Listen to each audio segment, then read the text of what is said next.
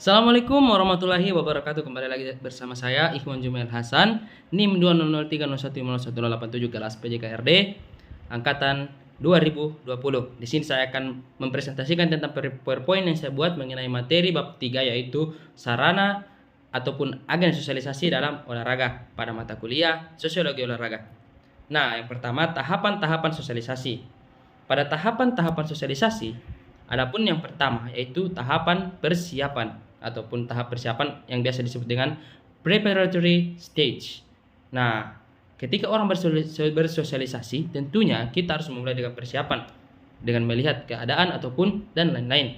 Nah, kedua tahap meniru ataupun play stage yang dilanjutkan dengan tahap siap bertindak atau disertai dengan tindakan, gerakan dan lain-lain ataupun dikatakan dengan game stage. Nah, selanjutnya tahap penerimaan norma kolektif ataupun generalizing stage. Nah, selanjutnya sarana ataupun agen sosialisasi dalam olahraga itu terdiri dari yang pertama keluarga, yang kedua kelompok sebaya ataupun kelompok bermain yang biasa dikatakan dengan playgroup, dan yang kedua sekolah, yang keempat masyarakat, dan yang kelima lingkungan kerja serta media massa.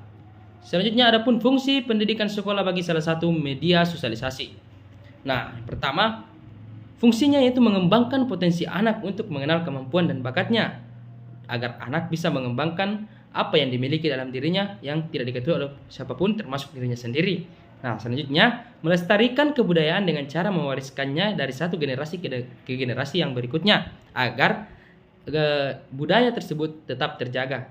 Nah, selanjutnya merangsang partisipasi demokrasi melalui pengajaran keterampilan berbicara dan mengembangkan kemampuan berpikir secara rasional dan bebas. Nah, selanjutnya memperkaya kehidupan dengan menciptakan cakrawala intelektual dan cita rasa keindahan kepada para siswa serta meningkatkan kemampuan menyesuaikan diri melalui bimbingan dan penyuluhan. Selanjutnya, meningkatkan taraf kesehatan melalui pendidikan olahraga dan kesehatan, dan dilanjutkan dengan menciptakan warga negara yang mencintai tanah air serta menunjang integritas antar suku dan antar budaya. Nah, selanjutnya faktor-faktor yang mempengaruhi agen sosialisasi. Yang pertama, faktor intrinsik atau dari dalam. Sejak manusia lahir sesungguhnya telah memiliki pembawaan-pembawaan yang berupa bakat, ciri khas ataupun fisik dan kemampuan-kemampuan khusus warisan orang tuanya.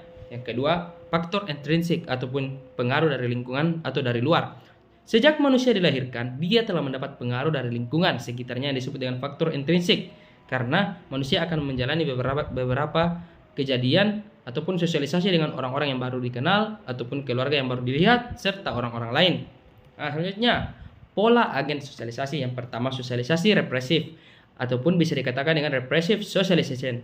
Nah, selanjutnya di masyarakat seringkali kita melihat ada orang tua yang memberikan hukuman pada anak yang tidak menaati peraturannya. Nah, ciri-ciri sosialisasi represif yaitu yang pertama menghukum perilaku yang keliru, yang kedua adanya hukuman dan imbalan material, tiga kepatuhan anak kepada orang tua serta perintah sebagai komunikasi, yang kelima komunikasi nonverbal atau komunikasi satu arah yang berasal dari orang tua tanpa timbal balik dari anak ataupun lain-lain. Yang keenam sosialisasi berpusat pada orang tua, serta yang ketujuh anak memperhatikan harapan orang tuanya. Selanjutnya sosialisasi partisipatif atau participatory socialization. Nah, pola ini lebih menekankan pada interaksi anak yang menjadi pusat sosialisasi. Nah, ciri-ciri sosialisasi partisipatif yaitu yang pertama, memberikan imbalan bagi perilaku yang baik. Yang kedua, hukuman dan imbalan bersifat simbolis. Yang ketiga, otonomi anak. Keempat, interaksi sebagai komunikasi. Yang kelima, komunikasi verbal atau komunikasi dua arah, baik dari anak maupun dari orang tua, sehingga terjadi umpan balik yang berfungsi untuk mencari solusi. Nah, yang keenam, sosialisasi berpusat pada anak, dan yang ketujuh, orang tua memperhatikan keinginan anak. Selanjutnya, tipe sosialisasi.